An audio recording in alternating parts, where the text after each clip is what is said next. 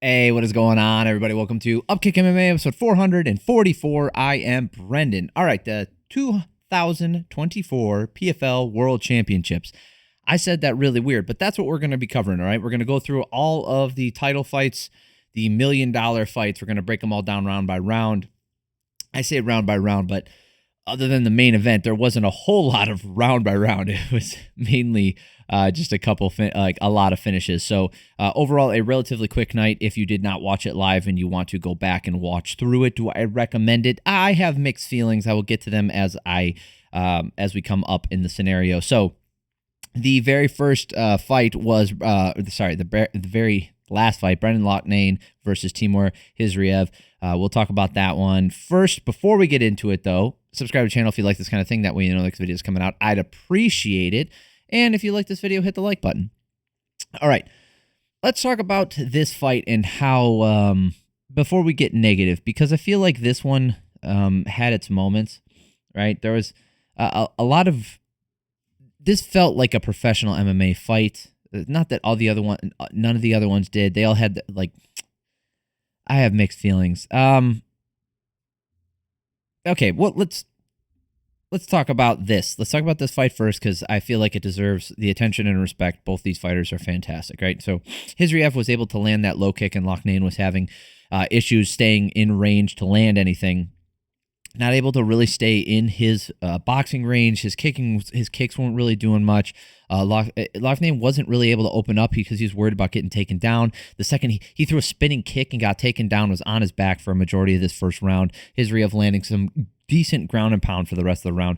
And then Loughnane started to have problems moving on his rear leg. It was kind of strange. Second round, Khizriev doing a great job of controlling the range, forcing Loughnane to react, using the jab, able to open up with his attacks like the spinning kick. He used it great, landing a great uppercut when he moved into range. Best moment for Loughnane was landing a hook on the entry of Khizriev, but he's just taking so many jabs right to the nose. His face is busted up. He's, it's not a good visual. He wasn't taking so much damage that it looked like, that this was a 10-8 or anything. It definitely wasn't. So I had a 20-18 going in the third round. Khizriev with that pressure, using that hip ride, landing the knee and keeping really good control from that position. Like I said, he was having trouble. The commentary team really started pointing it out in this round. Loughnane landed a right hand, but it's just too few and too far between for most of his damage. He spun again, got taken down again. Wasn't able to keep his mouth shut even in this round. I think in the previous round he had problems with it as well. Mouth guard constantly falling out. 30-27 going into the fourth round. Fourth round, pace was slowed down. Khizriev just taking his time with it. Everything he's throwing, he kind of just is whatever he wants to work on, essentially. He's able to land when he wants to. Not taking many chances because he doesn't have to. He knows he's up 3-0.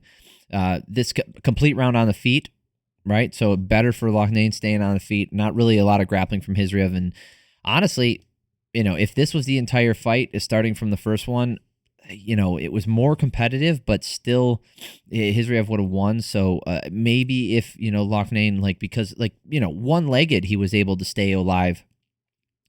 And this last round, Loughnane really started to find the mark with the jab. Khizriev coming over the top with 3 hooks, finally able to get the takedown with 2:30 left, back up with 120. And they stayed on their feet. Like I said, one-legged Loughnane still able to go the distance and swing away and even stay on his feet for a majority of this last round. I think maybe he won this last one, so I had it 49-46, but still Khizriev clearly winning this one. Excellent fight. Good performance by both guys. Loughnane looked stiff. And here's the thing. I know he's not the most smooth fighter on the planet. He's normally pretty herky-jerky in his movements. He's not the most smooth, right? But he looked particularly stiff yesterday, and I think that either there was an injury. I don't know. There was a couple fighters that just did not look like they were themselves. Okay. Before we get into the next fight, which was Dakota Ditcheva versus Taila Santos, let's talk about the PFL. Okay, let's talk about the PFL. So, it's funny that they didn't put this on pay-per-view. I'm not mad about it. I just think it's funny that they didn't put this on pay-per-view this year. Last year, they had it on pay-per-view. It's almost like nobody wants to pay for this shit, and they got the numbers back. So that begs the second question. How are they giving all of these fighters $1 million? Where are they getting the money from? And it's not a theory, right? Because it's not bore out in any sort of real information, but just looking at it from the outside, it looks like if someone told me that this was a money laundering scheme for the Eastern Bloc, like the former Soviet Republic countries and Saudi Arabia, I would not be surprised, right? I would not be surprised if this was some sort of money laundering scheme or a way to, filter money into shell companies and things like that and give money to like these other countries. Or I have no idea how the money is being divvied up afterwards, like as far as their financials go. But if someone looked into it and found out they were committing crimes, I would not be surprised. All right, let's talk about Dakota Ditcheva versus Taila Santos. Taila Santos, former title challenger in the UFC. She looked out of her element. Just looked like she didn't belong in there with Ditcheva, which is, a testament to Ditcheva. Hard low kicks from Ditcheva inside and out, keeping Santos on the outside of her range. Ditcheva landing a really nice right hand. Santos changes level to get to the clinch, just can't get the takedown with the double underhooks and ends up on bottom, forced to get back up. Santos really just wants a takedown, and Ditcheva getting over her feet a bit too much, gets caught in the clinch. The only time there was success for Santos in this fight was when Ditcheva overextended and got caught in the clinch. Ditcheva can stay on the outside and land those low kicks and right hand pretty much at will. Ditcheva with the hard front kick to the face, following up. She landed that multiple times, by the way. She followed that up with a 1-2, another one, just picking her apart on the fence. This was as one-side of a round as you can get without a 10-8.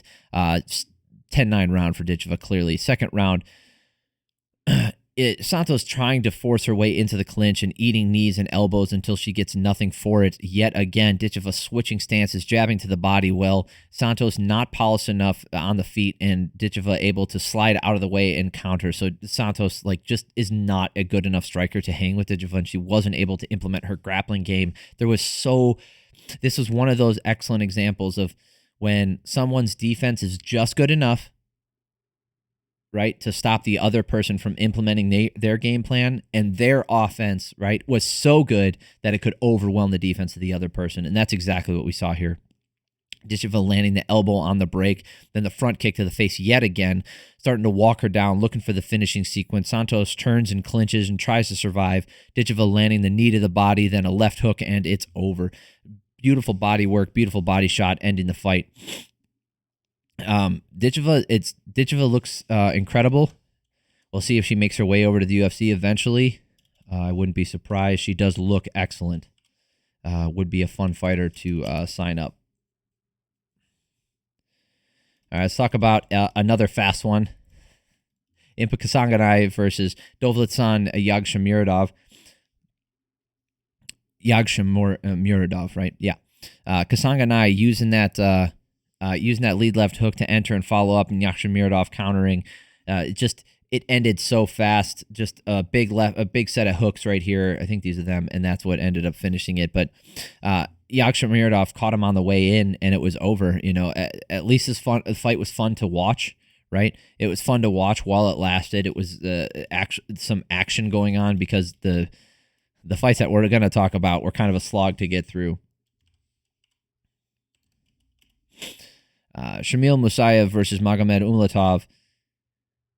Okay, well, I keep saying things. They keep saying things out of Umalatov's control, right? So because he hasn't been able to fight in the championships previously, they said, "Oh well, things are out of his control," because they were preventing him from fighting for the title, like his visa and those things. And I'm not going to sit here because I have no information, but just to blanket statements like that, like things that are out of his control. I know nothing of him. I don't want to speak to his scenario, but if they were to go into depth and detail, would it come back that, oh, hey, it turns out, yes, that he's a perfectly upstanding citizen, and maybe it's just governmental bureaucratic bullcrap, and that's what's stopping him from getting to the ring for the championship? Is that what it is? Or is it because of people that he's associated with? Is it people, the way that he's lived his life? Is it that his lifestyle or something in his past that is preventing him from getting a visa? In which case, those are things that are in his control. And I'm not saying that that makes you a bad person and that people from the United States are inherently better. I don't think that at all. In fact, there's some people in the United States who, like, I don't think should be fighting because of the crimes that they've committed. There's plenty of people like that, right? But just to outright say, like, oh, things that are out of his control, like acts of God, like as they call them, right? Acts of God, like tornadoes, hurricanes, the weather phenomena, like things like that, right? Those things that would have prevented him from getting there, that's totally like out of his control. I understand that. But getting a visa, like, yes, the ultimate decision isn't yours, but a lot of the, like, filing the paperwork, that's within your control. The lifestyle that you have led, that whether, like, what that leads to you being accepted into that country, like, that is in your control as well. So a lot of things are in your control. And yes, eventually things aren't in your control. I understand that. So but the way, and the reason I'm spending so much time on this is, like, because the fight was boring as shit. But there was, you know, the way that the PFL says things, especially O'Connell, he just says shit. He just says shit. He's the one who's like, he's tried to start shit between John Jones and Ngannou. He's the one just, like, he just makes blanket statements about being like, oh, these are the best fighters in the world. Like, they could compete in any organization. Like, no, they couldn't. Like, come on now. Okay, so all the time I just spent talking, that's how long you would have had to wait to see a punch land. The first punch lands by Musaev at the 240 mark, and then a follow-up clinch, very slow start, right? Neither guy really wants to do anything. Musaev lands one more left hand, and that's all that happened this round. Clearly, his round ahead at 10-9. Here's another side note. Last year, they banned two guys, or not banned, but they prevented two guys from advancing to the next round because they said, oh, these guys are sparring partners, and they clearly didn't go for it. And this was just a glorified sparring session, and we don't want that for our organization. There is nothing from this fight that led up to the finish that you could say looked anything other than a sparring session. So I don't want to hear that shit. Long pause is punctuated with a couple jabs. Umalatov gets a takedown, but Musaev hits that switch on him, gets a standing back body lock, that bet down, then up, then down. Eventually they switch, and eventually Umalatov lands an uppercut after they separate and reclinch. I still think Musaev won this round. Last round, Umalatov kind of pushes forward, but Musaev swings in there, back to the middle. Musaev finally lands a left hook clean, and it's over. Thank goodness. That was horrible to watch. It kind of jaded me, especially with the one that came before this too. Just these fights were so dull. Brent Primus versus Gadzhi Rabadanov. Primus is swinging like it's 2010. He looked like absolute garbage. Just stiff as crap, swinging away. He looked so bad. Like, even look at his stance. Like, that's how he's swinging. Just like he's a rock'em sock'em robot, just like he can't move right. Rabadanov is fantastic, great fighter. You know, Brent Primus is fine in his own right.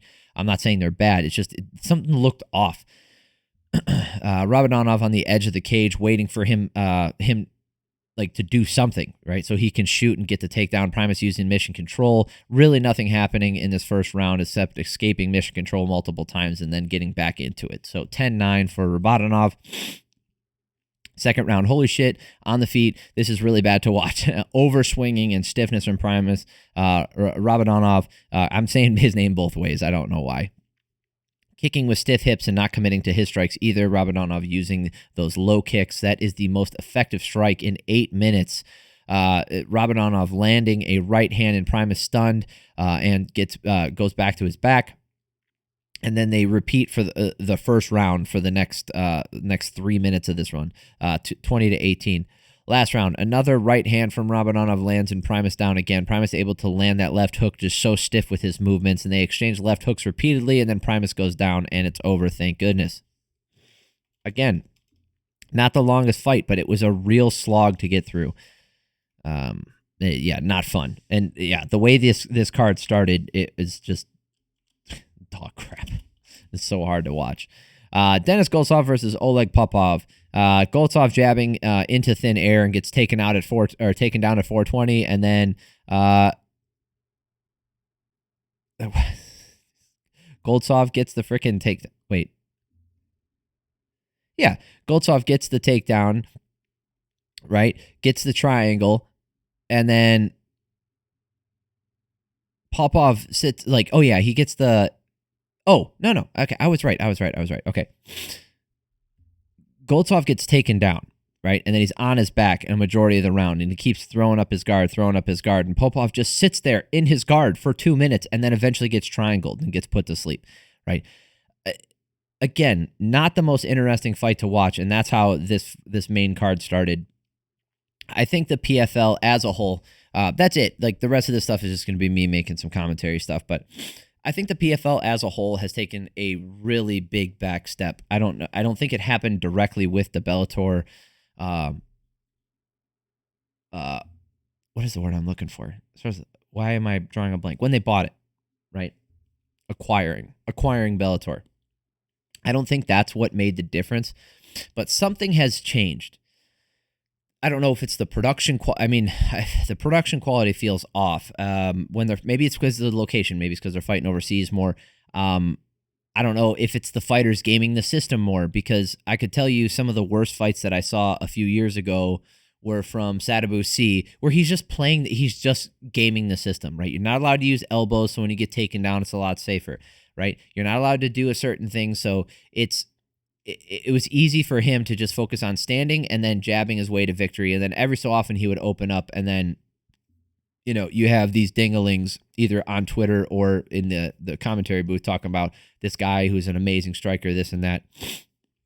And like, there's people who sneak by, and even on this card. Oh, yeah. There was supposed to be a guy, the guy who won it last year, who missed weight leading up to it, missed weight again, this time by like 3 or 4 pounds, and got pulled out of it, right? This is what happens, like Jesus Pinedo. When they bank on these fighters who are unprofessional inherently by just the nature of them not making it to the cage properly, like, you're digging yourself a hole. And then if you get guys who aren't exciting, right, their fighting style is relatively boring, even if they win consistently, and then you have it where this is the tournament, so it's just people playing a game, staying safe, and not wanting to open up or risk things to get to that, so that they can make it to the finals. And then even when they do, maybe they don't perform. Maybe when they go overseas, people are tired, or the food that they're eating over there isn't up to snuff, or whatever it is. It's just a lot of things add up, and you just get these lackluster cards that are a real pain in the ass to sit through. And if you're an organization other than the UFC, you have to be doing literally every single thing perfect that makes and entertain and in an entertaining way. That's a chunky sentence, because you have no margin for error. The second you turn someone off from your organization for whatever reason, people just aren't going to watch anymore. There's so much UFC to watch, and people don't even watch that. So what do you bring to the table? And I'm telling you, like, this playoff system, it has legs. It really does. It's just the way that they're doing it, it doesn't accentuate what makes them different. All it is it makes for boring fights from what I've seen more often than not, until you get to the championship, and then you have this one side. A lot of times it's one-sided, because the path that they took to get to the championship doesn't necessarily bring the two best fighters from that division in there. So I know I'm just making complaints and I don't have an answer for you, but I can tell you, I have watched the PFL less this year than I did the previous 2 years, and I'm not the biggest MMA fan, but I'm pretty darn close. Like, I watch way more than your average person. Like every single UFC I watch, I start from the very first fight on the prelims till the very last fight. I watch all of them. And none of that, I take notes and stuff, right? I mean, it's because I'm doing this, and it's not that I dislike it. I like doing that. But if you can't get me interested in your organization, you've got a problem. Like, how are you bringing casuals in? Because the UFC has enough of a problem trying to do that shit. So if you keep putting on shows like this, you shove them in some far corner of the world where some guy's giving you $1 billion to run it, and you're laundering this money to the to the Eastern Bloc, where like maybe that's what they're banking on. Maybe PFL wants to dominate the European Middle Eastern market, whereas one championship is doing the Asian market, and then the UFC is everywhere else. Maybe that's their game plan. Maybe I'm off my rocker. I'm just telling you, if you can't get me interested, I don't know how you're going to get other people interested. That's it. I don't think there's a UFC this weekend, so this might be the only video I put out. I appreciate y'all for stopping by. It means a lot to me. If you like this kind of thing, subscribe to the channel. That way you know the next video is coming out. And if you did like this video, hit the like button. I appreciate that. Love you guys. Have an amazing week. Peace.